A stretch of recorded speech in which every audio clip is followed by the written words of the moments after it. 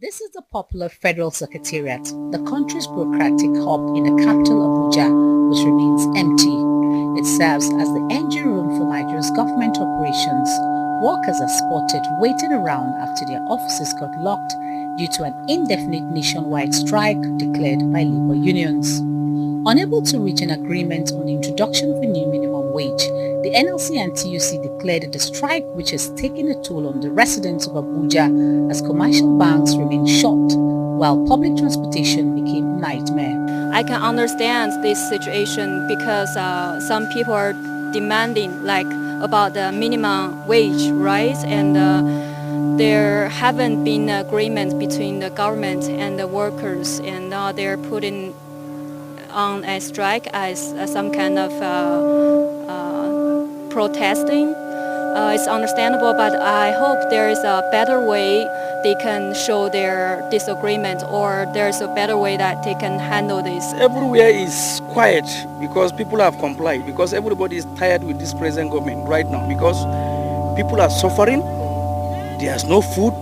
Even if the food is available, you cannot afford it. By this time of ours, if there is no strike, I believe I'm about to have make at least minimum of 300,000 by now. So today, no customer. It has already cooked. The food now will be wasted. Deliberations have been ongoing since President Bola Tinubu announced the termination of petrol subsidies in May last year. Protest after protest by the labor unions have not yielded significant results.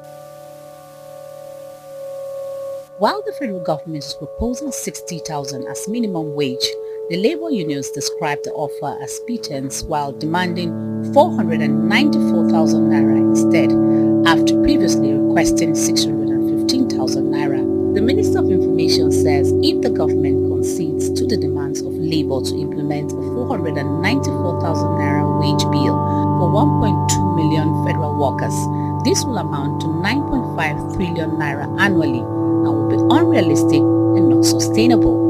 The National Assembly leadership has also intervened in the situation between the government and labor, but with no major outcome. Now, the unions are asking for a decent sum or they will prolong the nationwide strike. The new government came in last year and the first thing they did was to increase the pump price of PMS. Of course, you know the inherent variables that will come with the increment of PMS. Price increase in food, virtually everything. Transportation, where I used to come before, I come with 200 naira, I will come with 800 naira. And labor just said, pay the Nigerian workers 400 and something thousand, and government is coming with 60,000. The workers, we are suffering. Everybody in Nigeria is suffering, and we want it to stop. That is why we are crying that they should please, even for us to be here under this action, it bleeds our hearts. We are crying inwardly. We are not enjoying it because we believe that a child that is serving the parent should not cry for food before he or she being served. One union official says the present economic reality no longer aligns with a 35,000 naira minimum wage salary. I want to believe the tripartite committee that was formed to look into this issue engaged a lot of stakeholders, which labor are one, manufacturer association are one, NEC are one. Labor ensured that there was every stakeholder involved, and for that reason the business society are well informed and they are aware of this. This strike action has gained support from all the unions across Nigeria, although the National Association of Private Proprietors opted out. However, the Nigerian Labour Congress and the TUC are insisting that until a new minimum wage is implemented, this strike will continue indefinitely.